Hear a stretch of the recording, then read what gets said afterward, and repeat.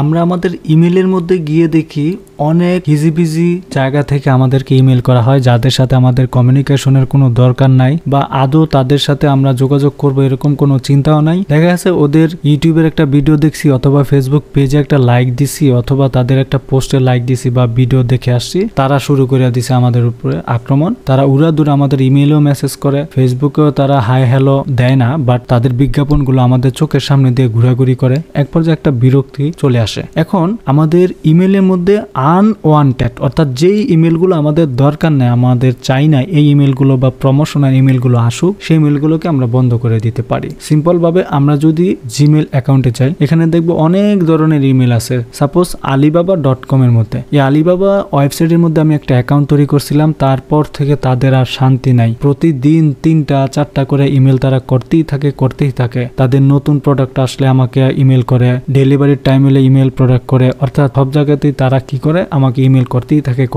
এটা খুবই একটা বিরক্তিকর ব্যাপার। আজকে আমি দেখাবো এই ধরনের বিরক্তিকর ইমেলগুলোকে কিভাবে আমরা ডিলিট করে দিতে পারি এবং সেই নির্দিষ্ট ওয়েবসাইটগুলোকে যারা আমাদেরকে ইমেল পাঠায় তাদেরকে ব্লক করে দিতে পারি বা তাদের ইমেলগুলোকে আনসাবস্ক্রাইব করে দিতে পারি। এর জন্য প্রথমে আমি আলিবাবাতে যাব। সাপোজ যেহেতু আলিবাবা আমার অনেক বিরক্ত করতেছে, আলিবাবার উপরে ক্লিক করব। ক্লিক করার পর এই যে একটা প্রোডাক্টের ডিটেলস তারা দিছে বিজ্ঞাপন, তুমি এটা কিনলে কিনো, না কিনলে নাই, কিন্তু তোমার কাছে আমি ইমেল পাঠাবোই। এই যে একটা বিরক্তি, এই বিরক্তি কিন্তু ভাল লাগে না, তাই না? এরকম আসার পরে আমরা দেখতে পাবো ঠিক এরকম ইন্টারফেস আছে। একটা সময় এরকম স্টাইল ছিল যে নিচে এখানে ডিজাইন ছিল যে আনসাবস্ক্রাইব করার অপশন ছিল, বাট এখন নাই। হয়তো আরো কয়েক বছর পরে আসতেও পারে, আবার নাও আসতে পারে, তাতে কিছু যায় আসে না। তো এই যে ব্যাপারটা আমি যদি দেখি, এখানে এই আলিবাবাকে আমি ডিলিট করে দিতে পারি। এই জন্য এখান থেকে ডিলিট করতে পারি বা রিপোর্ট স্প্যাম করে দিতে পারি বা মার্ক এই যে মুভে গিয়ে আমি এখানে অনেক কিছু দেখতে পারি। বাট আমি এটাকে চাচ্ছি তারা আমাকে যেন আর কখনো ইমেল করতে না পারে। এই জন্য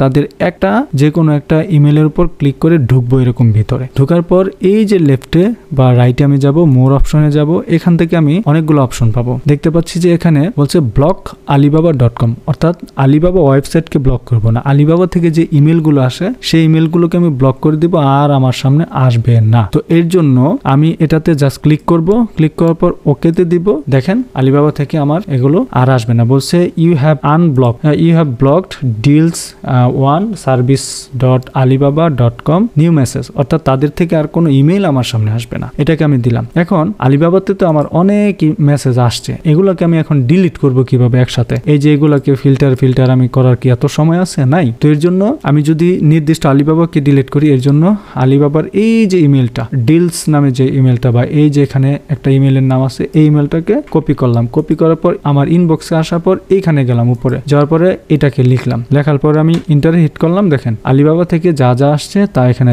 দেখেন 2টা আসছে, 2টাকে আমি ডিলিট করে দিই। এখন এরকম আসছে মাত্র 2টা। এখন আলিবাবা থেকে তো অনেক আসছে, তাই না? দেখেন 1-2টা তো আসে নাই, এমন শত ইমেল আসছে। তাহলে এগুলোকে আমি সব ডিলিট করব কিভাবে? এই জন্য আমি এখানে লিখবো আলিবাবা লিখে ইন্টারে হিট করব। দেখেন আলিবাবা থেকে যত ইমেল আসার কথা সব এখানে চলে আসছে। আমি পুরাটাকে এখানে ক্লিক করব। ক্লিক করার পর এখানে যাব, দেন ডিলিট, অর্থাৎ আলিবাবা থেকে আর কোনো মেসেজ আসবে না। এখন যদি আমি যাই আলিবাবা লেখার পর দেখেন আলিবাবা থেকে কোনো ইমেল আর নাই, আমি সব ডিলিট করে দিয়েছি এবং তাদেরকে ব্লক করে দিয়েছি যেন পরবর্তীতে তারা আর কোনো ইমেল আমাকে না পাঠাতে পারে। এভাবে আপনারা আনওয়ান্টেড ইমেলগুলোকে প্রটেক্ট করতে পারেন। Thank you so much.